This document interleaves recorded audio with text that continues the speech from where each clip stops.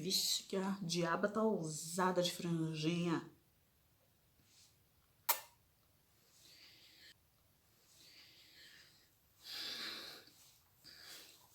E aí, gente, como tá a ansiedade?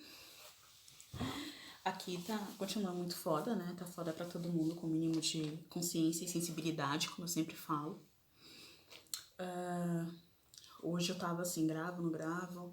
Esperei os vizinhos se acalmarem pra ficar aqui com mais calma hoje. Hoje a gente vai falar sobre alguns relacionamentos da Nina, tá? E aí, eu vou começar dizendo o seguinte. Vamos falar um pouquinho da maternidade.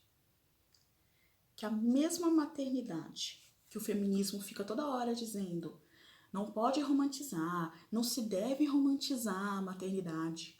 Quando é a mãe preta, o lance é diferente, né? Ah, era louca, abandonou a filha. Sempre, quando é preto, é tudo diferente. Então hoje vamos falar sobre isso. Como eu sempre falo, e a minha pesquisa até embasada, direcionada a isso, tem que sempre considerar os ciclos, tem que sempre considerar o contexto. A Nina nasceu em 1933, em um país em que a abolição veio em 1863. Então ela está mais perto de um ciclo de violências que atravessam nossa carne, que atravessam nossa vida. Ela está muito mais próxima disso. Então isso atravessa muito mais a Nina do que a mim, que nasci em 1985. Dói mais nela. Se uma violência dura por 5 gerações, doeu mais em quem? Todas as chibatadas, todos os estupros na Nina, no Andy e assim por diante. Tem vários artigos sobre ciclo de violência. Eles são levados muito a sério quando são falados de toda a questão do Holocausto, e sim, é muito sério. De toda a questão dos filhos da ditadura, que também é muito sério. Mas nós, também, né, filhos dessa escravatura aí, também é muito sério. Sabe? De repente você pode estar diretamente ligada à mulher que era uma escrava reprodutora. E aí, como é que fica? Essas violências nos atravessam. Depois dessa breve introdução de quase 3 minutos, a Nina, ela fala nos documentários, algumas matérias também falam sobre isso, só que assim, poucas matérias falam sobre isso. Os sites negros falam sobre isso.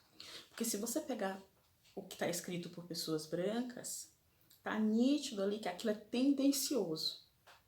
Ela é sempre chamada de louca, tipo, não tem um ciclo, não tem uma razão, ela não sofreu violência. Péssima mãe. Então, cuidado também com as matérias, com os artigos que vocês leem. Ela se sente muito sozinha desde a infância.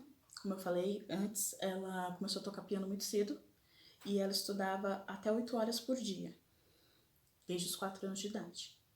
Uma vida inteira, várias horas por dia. Então, na infância, ela era rechaçada porque as crianças queriam ela perto se ela fosse tocar piano. Na adolescência também não era tão diferente. E depois ela ficou muito dedicada à carreira, né? Ela era aquela pessoa que pegava a lousinha dela e escrevia todo dia: eu vou ser uma preta rica. Que bom, que massa, tá? A gente tem que falar sobre isso depois também. E depois de considerar os ciclos, a infância dela foi bem solitária. Eu já falei sobre romantizar a maternidade. Então, assim, a gente tem que considerar o ciclo na vida da Nina e o ciclo na vida do Andy, que era marido e empresário dela, que também era um homem preto. Isso não é para passar pano, isso não é para defender, isso é porque a gente precisa contextualizar, tá? Para de jogar as coisas aí sem contextualizar, faz favor. A Nina, ela teve uma relação abusiva, sim, ela sofreu violência doméstica. Nos documentários, alguns artigos, conta até que ela foi violentada pelo marido. E ela fala que ela realmente amava o Andy, que ele era um excelente empresário, mas que ele era um péssimo marido. Tanto que ela chega a comentar sobre a questão sexual. Ela fala que ele não me satisfazia sexualmente.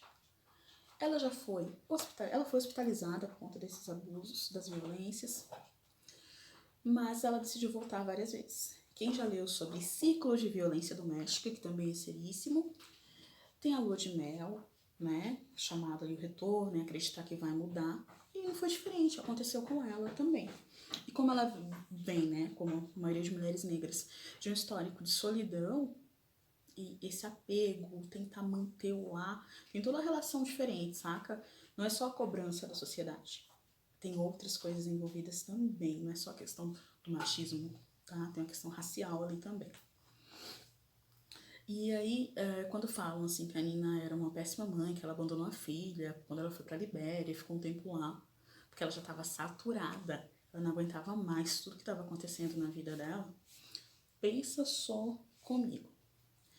Desde os 4 anos de idade, tocando piano, estudando 8 horas por dia, tocando em casas noturnas, tendo que esconder todo esse lance da mãe, sendo rechaçada, a carreira dela sendo totalmente rechaçada, as músicas, tudo sendo rechaçado porque ela se tornou um ser político, porque ela era atuante, porque ele era o momento, ela não tinha como esperar de ser atuante. Então ela foi rechaçada, desacreditada. Tudo possível aconteceu na vida dela. Ela foi violentada de várias formas, tá? Pelo ciclo racial, por toda uma questão social e na carne também. A violência de antes, dos ancestrais, que atravessa, que está na gente, e a violência também sofrida naquele momento, tanto a violência psicológica. Imagina que essa é uma mulher negra nos anos 60, sentar para tocar, por exemplo, eu tentei imitar uma das peruquinhas dela, não deu, vocês vão ver nas fotos. Sentar com o cabelo curto, com uma roupa que era tida como sensual na época, sabe? Porque ela não usava aquele vestidinho comum dos anos 60. Ela tinha outro jeito. Então imagina como esse ser era questionado já a todo momento, naquela época, colocar naquele contexto e falar tudo o que ela falava. Ela sentava para tocar, alguém se mexia porque ela tinha uma dificuldade de concentração. Tem um documentário até que é um pouco tendencioso em várias outras matérias que falam que que ela não gostava, pra ela suportar, pra deixar como se ela fosse chata, assim, sabe? Mas ela tinha dificuldade de concentração, pode ser algum déficit aí. E tanto ela tinha essa dificuldade de se concentrar, mas uma vez concentrada, a Nina era genial. Como uma pessoa no piano toca uma música e canta outra. Até arrepia. Cara, se isso não é genial, o que que é? Eu sei que tem outras coisas geniais, mas eu tô falando nesse contexto musical. E a Nina era assim. E era também genial nas atuações políticas dela. E ela tinha o jeito dela de falar, e ela falava do jeito dela, com a dor que atravessava, com os mortos. Ela presenciou a dor de vários militantes que eram a morte, o assassinato, né? De vários militantes que eram amigos, que eram próximos dela, que ensinou e encorajaram ela na luta. E de outros negros do povo preto morrendo à torta e à direita. Isso também feria. Então vocês querem que a gente fale como? Miando? Porque a branquitude adora chamar a musa do jazz, cantava bem e quer esquecer a Nina política pela igualdade racial. A gente não vai deixar esquecer. E não vai deixar esquecer o jeito que ela falava. Ela falava, Dr. King, eu não sou não violenta. Ela era, sim, ela tinha o jeito dela. E Martin Luther King falava, não precisa ser, né? Porque cada pessoa tem o seu jeito. Ela foi diagnosticada muito tempo depois como maníaco-depressiva e bipolar, né? Aí depois se resume. Mesmo branquitude que fala assim, não romantiza a maternidade, fala não, ela abandonou a mãe e ela foi pra carreira política, ela foi, né, não pra carreira política, mas ela teve toda aquela iniciativa política e ela falava daquele jeito e ela ficou com aquele cara porque ela era louca. Vocês não vão reduzir a Nina a esses diagnósticos. Nem a Nina, nem as outras mulheres que vieram antes de mim e que são inspirações para mim, nem as mulheres que andam junto comigo. Tem todo um contexto, tem toda uma questão para ser analisada aí. Então, ou vocês estudem para depois aprender a ouvir o que a gente está falando, porque não é todo mundo que vai falar sobre isso, não. Ou simplesmente segue teu rumo que a gente está daqui. A gente não vai esquecer os nossos e vocês não vão falar qualquer coisa sobre eles. Já tô me emocionando. Amanhã tem mais.